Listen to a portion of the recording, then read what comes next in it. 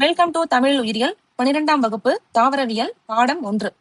நம்ம இன்னைக்கு அடுத்த கிளாஸ்ல என்ன பார்க்க போறோம்னா, காற்று மகரந்த சேர்க்கை மலர்களில் பின்வரும் பண்புகள் காணப்படுகின்றன. காற்று மூலயமா மகரந்த சேர்க்கை பண்ணுதுன்னா அந்த தாவரத்துக்கு என்னென்ன மாதிரியான பண்புகள் இயற்கையிலே அமைஞ்சிருக்கு அப்படின்னு பார்ப்போம்.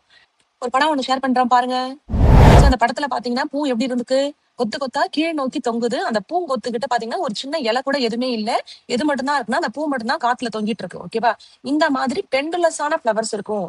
ஏன்னா அப்பதான் காத்தடிக்கும் போது பாத்தீங்கன்னா அந்த கீழ் நோக்கி தொங்கிட்டு இருக்கும் போது காத்தடிக்கும் போது எந்த திசையில காத்தடிக்குதோ அந்த திசையை நோக்கி அந்த பூங்கொத்து என்ன செய்யும், அசையும். இந்த பக்கம் காத்தடிச்சா இப்படி போகும், இந்த பக்கம் காத்தடிச்சா இப்படி வரும். இந்த மாதிரி அந்த காத்தடிக்கும் போது மாறி மாறி இப்படி வீசும் போது அந்த பூவுல உள்ள மகரந்த துகள்கள் என்ன செய்யும், காற்றுல வீசப்பட்டு தூரத்துக்கு போய் விழும். ஓகேவா? இப்ப ஃபர்ஸ்ட் பாயிண்ட் பாருங்க. மலர்கள் தொங்கு தொங்கு கதிர் அல்லது கதிர் வகை மஞ்சரிகளில் காணப்படுகிறது. மஞ்சரிகள் அப்படின்னால என்னதான் கொத்து கொத்தான பூக்களை அது உருவாக்குது. எல்லாமே காத்துல எப்படி இருக்கும்னா தொங்குற மாதிரி இருக்கு. அப்பதான் அதால காத்துல வீசி அடிக்கும் போது மகரந்த துகள்கள் காத்துல பறக்க முடியும். அடுத்து ஒரு படம் ஷேர் பண்றேன், இதை பாருங்க. சோ இது பாத்தீங்கன்னா புல் இருக்கு இல்லையா, புல் தாவரத்தோட மலர்கள் தான் அது. இப்ப தியரி பாருங்க. மஞ்சரி அச்சு நீட்சி பெற்று மலர்கள் இலைகளுக்கு மேல் நீண்டு காணப்படுகிறது. அதாவது அந்த கிராஸ் இருக்கு இல்லையா, இலை கீழே இருக்கு. ஆனா பூ எங்க இருக்கு, கொத்து கொத்தா மேல வந்திருக்கு. ஏன் அவ்வளவு ஹைட்ல வந்திருக்குன்னா அப்பதான் காத்தடிக்கும் போது அதுங்களால ஈஸியா என்ன பண்ண முடியும், காத்துல ஸ்ப்ரெட் ஆக முடியும். பூ இதழ்கள் இன்றியோ அல்லது மிகவும் குன்றியோ காணப்படும். இதுக்கு ஒரு படம் ஷேர் பண்றேன் பாருங்க. தென்னை மரத்தோட பூவை பாத்தீங்கல்ல, அது பூ மாதிரியா இருக்கு. இப்ப பூ விதைகள் அப்படின்னா செம்பருத்தி பூ எடுத்துக்கோங்க. எவ்வளவு பிரைட்னஸ் தான், மேல ரெட் கலர் இருக்கு, கீழே பாத்தீங்கன்னா பச்சை கலர்ல அந்த அள்ளி வட்டம் இருக்கு, புள்ளி வட்டம் இருக்கு. கலர்ஃபுல்லா ஒரு ஃபிளவரை பார்க்க முடியுது. ஆனா காற்று மூலியமா செய்யக்கூடிய மலர்கள், இதுக்கு முன்னாடி நான் உங்களுக்கு இந்த புல் தாவரம் இருக்கு இல்லையா, அதோட பூவை காமிச்சேன். அது பாக்கிறதுக்கு பூ மாதிரியா இருந்துச்சு, ஏதோ காஞ்சு போன மாதிரி ஒரு ட்ரையான ஒரு அமைப்புல இருக்கு. தென்னை மரத்தோட பூவை பாத்தீங்கன்னா அள்ளி வட்டம் புள்ளி வட்டம் அந்த மாதிரி எல்லாம் எந்த அமைப்புமே இல்ல. சரியா? பாக்குறதுக்கு எப்படி தெரியல, ஒரு பூ மாதிரி ஒரு அட்ராக்ஷனா இல்லாம இருக்கு. நெக்ஸ்ட் பாயிண்ட், மலர்கள் சிறியவை. தென்னை மரத்தோட பூவை பாத்தீங்களா எப்படி இருக்கு, சின்னதா இருந்துச்சு. அந்த புல்லோட பூவை பாருங்க, அது பூ மாதிரியா இருக்கு. அதான் தெளிவற்றவை, கலர் இல்ல, நிறமற்றவை, மனமற்றவை, பூந்தேன் சுரக்காதவை. ஏன்னா இந்த காத்து மூலயமா மகரந்த சேர்க்கை செய்யும் போது அந்த அட்ராக்ஷனான கேரக்டர்ஸ் எதுவுமே இதுல இல்ல. அதுவே பூச்சிகள் மூலம் வண்டுகள் மூலம் மகரந்த சேர்க்கை செய்யக்கூடிய தாவரங்களா இருந்துச்சுன்னா எப்படி இருக்கும், பிளவர்ஸ் கலர்ஃபுல்லா இருக்கும், அட்ராக்ஷனா இருக்கும், வாசம் இருக்கும், தேன சுரக்கும். ஓகேவா? அடுத்தது, மகரந்த தாள்கள் எண்ணற்றவை, மகரந்த கம்பிகள் நீண்டவை, வெளிநோக்கி வளைந்தவை, மகரந்த பை சுழலக்கூடியவை. மகரந்த தாள்கள் பாத்தீங்கன்னா அந்த புல்லு கீழே இருக்கு, மேல எவ்வளவு பூ இருக்கு பாருங்க. தென்னை மரத்தை காமிச்சனா ஒரே ஒரு அந்த தென்னம் பாலையில இருந்து எவ்வளவு பூக்கள் வெடிக்குது பாருங்க. ஏன்னா காத்து மூலயமா அதுங்க பாலினேஷன் பண்றதுனால பாதி என்ன செஞ்சிடும், காத்துலயே வீணடிக்கப்பட்டு நம்ம முன்னாடியே படிச்சிருந்தோம். அதனால நிறைய மகரந்த தாள்கள் இருக்கும். மகரந்த கம்பிகள் நீண்டு நீண்டு காணப்படுது. அடுத்தது, மகரந்த சேர்க்கைக்காக காத்திருக்கும் சூழ்களின் எண்ணிக்கையை ஒப்பிடும்போது மகரந்த பைகள் மிக அதிக அளவு மகரந்த துகள்களை உண்டாக்குகின்றன. ஏன்னா அந்த பெண் உறுப்பான சூலகம் எந்த தாவரத்திலே தான் இருக்கும். யார் தான் காத்துல பறந்து வரணும், அந்த மகரந்த துகள்கள் தான் காத்துல பறந்து வரணும். அதனால இந்த தாவரங்கள்ல பாத்தீங்கன்னா இந்த சூழ்களோட எண்ணிக்கையை விட மகரந்த துகள்கள் அதிக அளவுல சுரக்குது. இவை மிகச் சிறியவை.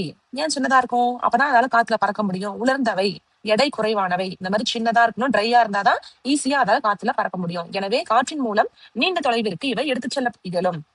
அடுத்த ஒரு படம் ஷேர் பண்றேன் பாருங்க. இதுல பாத்தீங்கன்னா என்ன பண்ணுது, அந்த காய் தாத்தா பூன்னு சொல்லுவாங்க இல்லையா நம்ம, அது என்ன பண்ணுது, சத்தமா வெடிச்சு உள்ள இருக்க அந்த விதைகள் பரவுது. விதைகளுக்கு மேல பாத்தீங்கன்னா ஒரு விங்ஸ் மாதிரி இருக்கு, வெள்ளை கலர்ல முடி மாதிரி இருக்கு.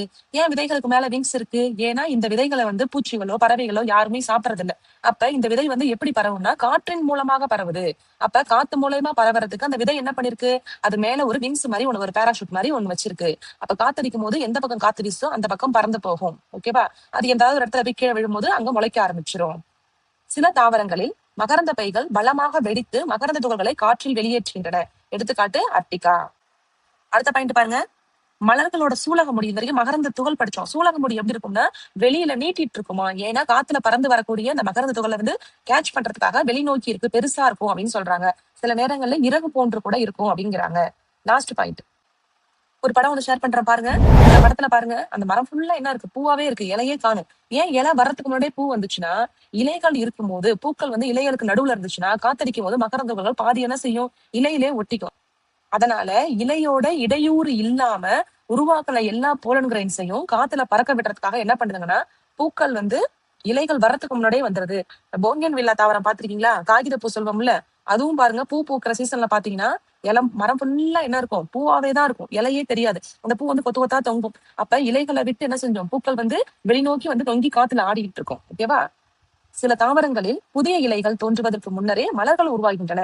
இதனால் மகரந்த துகள்கள் இலைகளின் இடையூறு இன்றி எளிதாக எடுத்துச் செல்லப்படுகின்றன. அடுத்து பாருங்க, மக்காச்சோளத்தில் மகரந்த சேர்க்கை. அதாவது சோள செடியில வந்து மகரந்த சேர்க்கை எப்படி நடைபெறுது? கீழ ஒரு படம் கொடுத்துருக்காங்க வாங்க. இப்ப இந்த சோள செடியில பாத்தீங்கன்னா, ஆண் பூ தனியா இருக்கு, பெண் பூ தனியா இருக்கு. ஆணும் பெண்ணும் ஒரே பூவுல இல்ல. ஆண் தனியா இருக்கு, பெண் தனியா இருக்கு.